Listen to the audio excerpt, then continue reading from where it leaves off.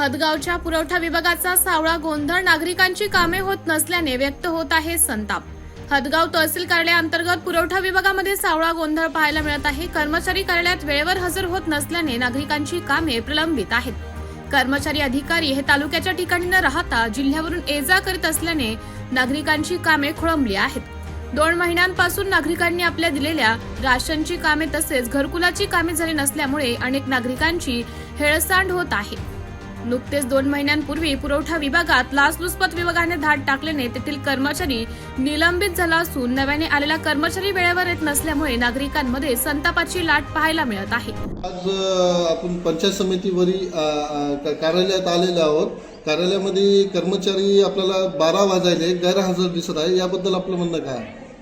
आज हदगाव या ठिकाणी मी आलो असता आज बऱ्याचशा एमबीआवर सह्या लागत होत्या, काही अकाउंटंटच्या सह्या लागत होत्या।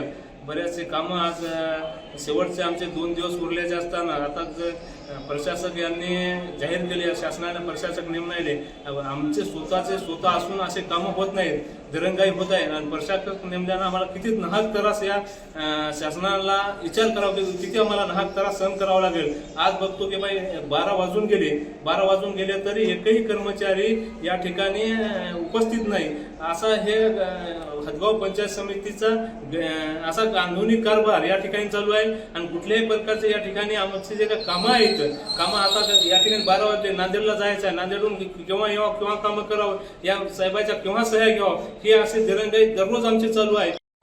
हे कर्मचारी इथे एकही कर्मचारी, कुठलाच कर्मचारी इथं थांबत नाही। आमच्या हदगाव तालुक्याच्या ठिकाणी हे कर्मचारी 60 किलोमीटर अंतर नांदेड जिल्हा आहे, नांदेडहून अपडाऊन करत असतात। इथले कर्मचारी 1 वाजता येतात आणि संध्याकाळी सवच नाही का 4च्या अगोदर कर्मचारी निघून जातात। या ठिकाणी कुठल्याही प्रकारचे आमचे कामे होत नाही। घरकुलाचा विषय आहे आणि बरेचसे असे घरकुलाचा पण विषय आहे, लोकांचे असे गोठ्याचा पण विषय आहे, घरकुलाचे आज पेंडिंग हप्ते आहेत, घरकुलाचे सुद्धा कामं होत नाहीत। एक हप्ता पडला, दुसरा हप्ता पडण्यास कशामुळे दिरंगाई होत आहे, हे पण मी शासनाला या ठिकाणी प्रश्न विचारू शकतो। जर शासनाने शिव मॅडमने काहीतरी यांची दिरंगाईची कारवाई करून यांच्यावर कठोर कारवाई करावी अशी माझी मागणी आहे। लोकनायक न्यूज साठी प्रतिनिधी देवानंद महाजन, हदगाव। लोकनायक न्यूज